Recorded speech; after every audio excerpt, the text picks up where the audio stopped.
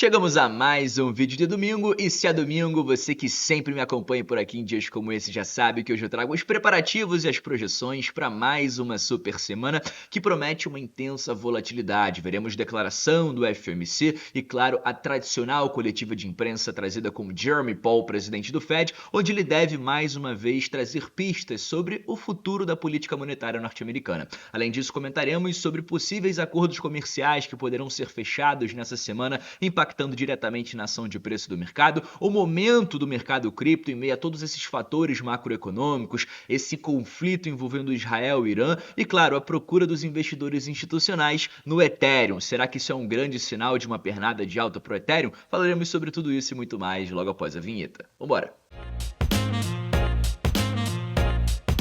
Agora sim, família, sejam todos muito bem-vindos a mais um episódio da Liga Cripto. Se você é novo por aqui e ainda não me conhece, muito prazer, o meu nome é Bruno. Eu inicio o nosso vídeo de hoje fazendo aquele pedido que vocês que me conhecem já sabem. A gente tá com esse canal reserva que é provisório, então se você puder deixar o seu like aqui pra gente fazer aquele barulho no algoritmo, um comentário é muito bem-vindo e muito importante nesse momento, que eu acredito que inclusive muito em breve estaremos de volta no nosso canal oficial, acredito aí dentro dos próximos dias, quem sabe das próximas semanas, voltaremos ao nosso canal oficial trazendo os nossos materiais também por lá, beleza? Então nesse momento inicial, traz pra gente aqui aquele like e vamos direto ao que interessa. Uma semana que promete pra gente ser muito intensa e volátil, sem saber pra qual lado, porque muitos fatores podem influenciar diretamente na ação de preço. A gente tem nesse momento um conflito, envolvendo duas nações, Israel e, claro, o Irã, que nesse momento trouxeram uma pernada de baixa aí para o Bitcoin. A gente sabe que em momentos de guerra, em momentos de tensão,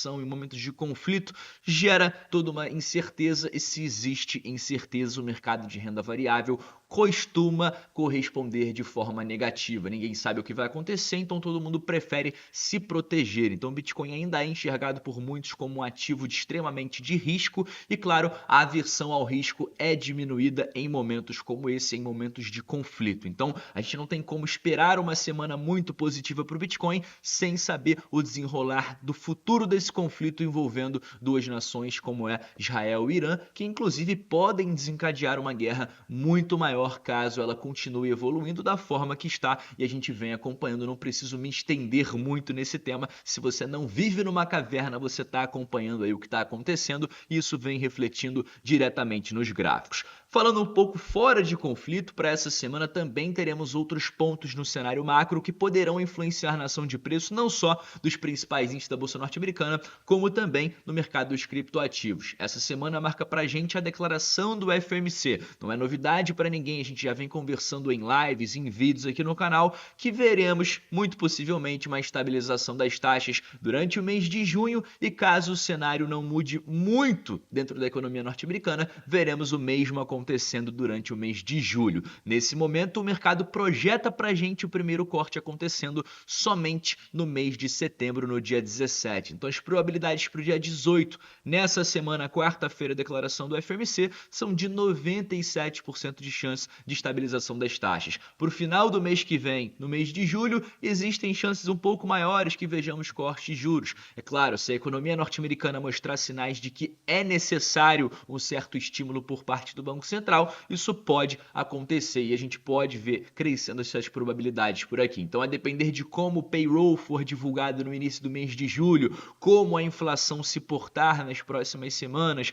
dados de PCE, dados de CPI, PPI, inclusive na última semana foram divulgados abaixo das expectativas, a gente pode sim ver uma crescente aqui na probabilidade de corte de juros para o fim do mês de julho. Ainda falta muito tempo, um mês e meio até que a gente possa ver aí a próxima reunião do FOMC, tirando essa dessa semana agora do dia 18. Então, muita atenção aos dados dessa semana que veremos, claro, no início, amanhã, segunda-feira, uma reabertura muito digerindo esse conflito entre Israel e Irã. A todo momento a gente vê notícias novas do conflito, um atacando atacando o outro, então isso deve acontecer na segunda-feira. A gente deve ver um mercado aí, de certa forma, um pouco misto. Na terça-feira veremos vendas no varejo, importante dado sobre a economia norte-americana. A gente viu, inclusive, na semana passada, a confiança do consumidor subindo um pouquinho referente ao mês de junho. Isso acontece porque o norte-americano está um pouco mais confiante na sua economia, ele vê a inflação caindo, ele vê o mercado de trabalho se mantendo robusto, ele vê que as tarifas que foram trazidas pelo Donald Trump não estão refletindo diretamente na alta dos preços, ou seja, pelo contrário, o Fed está conseguindo controlar tudo isso. E por fim, não menos importante, os acordos comerciais envolvendo as principais potências que negociam com o país norte-americano, estamos falando de Japão, China, Reino Unido, zona do euro, parece que os acordos estão avançando. Então esses acordos comerciais acontecendo, a gente muito provavelmente deve ver a confiança do consumidor também acompanhando, também subindo. E é por isso que a gente viu esse último report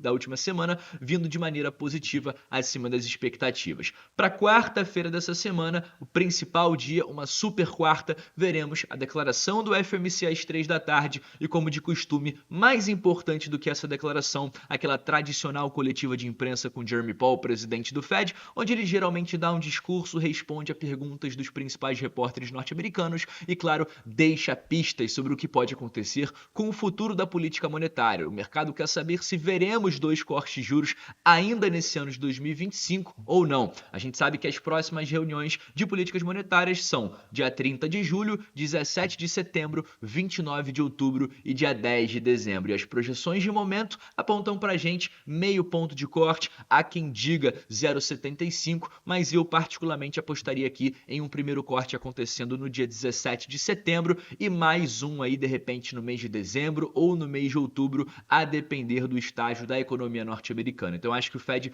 vai se ligar bastante nos dados econômicos, vai ver qual que é o impacto real dessas tarifas em relação à desaceleração da economia, se isso vai ser um grande problema ou não, se isso pode gerar uma certa recessão, e aí a depender de tudo isso trazer um corte, quem sabe até mesmo no mês de outubro, ou 2 de outubro e dezembro, totalizando para a gente 0,75. Ainda é uma incerteza muito grande, a gente vive um momento de muita incerteza, com conflitos, questões políticas, questões tarifárias, acordos comerciais e, claro, o Fed nesse momento, em meio a tudo isso, tentando se manter cauteloso para não tomar medidas que eles venham a se arrepender depois, trazendo os problemas aí que a gente já conhece para a inflação norte-americana, que nesse momento me parece ser uma das prioridades, né? Manter a baixa dos preços, manter o nível dos preços no patamar que estão atualmente. Na quinta-feira veremos feriado nos Estados Unidos, os mercados não abrem, é June 19th, a gente sabe aí o feriado de Corpus Christi, mesma coisa aqui no Brasil, então a gente deve ver aí uma volatilidade bem menor no mercado cripto e com isso uma menor liquidez também presente. Sexta-feira a gente não tem um calendário tão cheio para essa semana, mas se tratando de uma super semana que pode trazer acordos comerciais dos Estados Unidos com algumas nações que eles estão negociando, novidades envolvendo esse conflito de Israel e Irã, a gente pôde acompanhar nas últimas horas que parece que os Estados Unidos não vai se meter,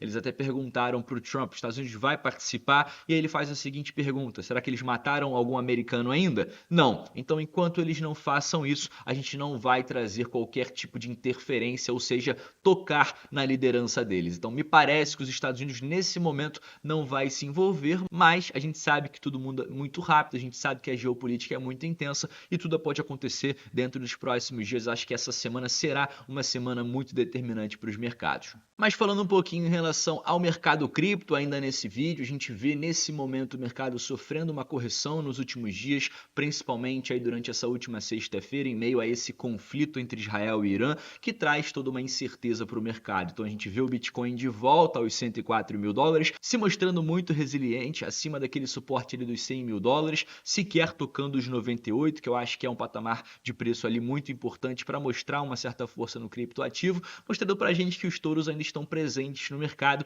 e que os investidores, por mais que enxerguem as incertezas e diminuam a aversão ao risco, a gente sabe que nesse momento os investidores institucionais ainda se mostram muito interessados no mercado cripto de forma geral, não só no Bitcoin, como também no Ethereum. A gente pôde ver um grande inflow acontecendo no Ethereum nas últimas semanas, se eu não me engano já são 23 dias consecutivos de inflows para dentro do Ethereum por parte dos investidores institucionais, o que mostra para a gente um sinal muito claro de acumulação não só das grandes baleias, como a gente já mostrou em outras lives na semana passada, como também dos investidores investidores institucionais. Então, para mim, isso é um sinal claro que o smart money está começando a se posicionar de forma antecipada ao segundo principal criptoativo do mercado. Eu, inclusive, vendo todas essas notícias e acompanhando os fundamentos desse ativo, voltei a acumular um pouco de Ethereum nesse patamar de preço, principalmente vendo esse retorno a 2.400, 2.500, visando alvos ali a $3.000. Outra coisa bem interessante foi a Fidelity colocando um pedido oficial para o ETF de Solana.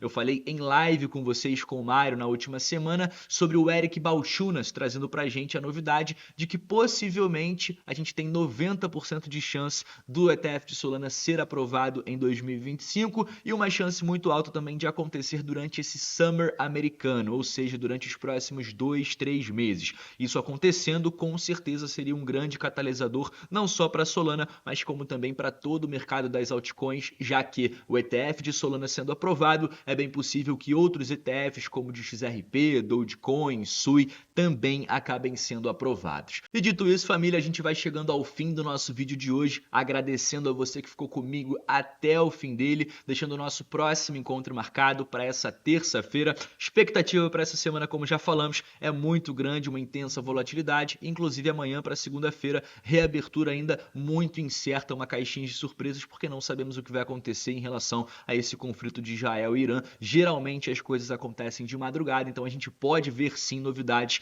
na manhã dessa segunda-feira envolvendo esses dois países. Eu fico por aqui, agradeço a você que ficou comigo até o fim desse vídeo, peço novamente o seu like, um comentário é muito bem-vindo e até a próxima.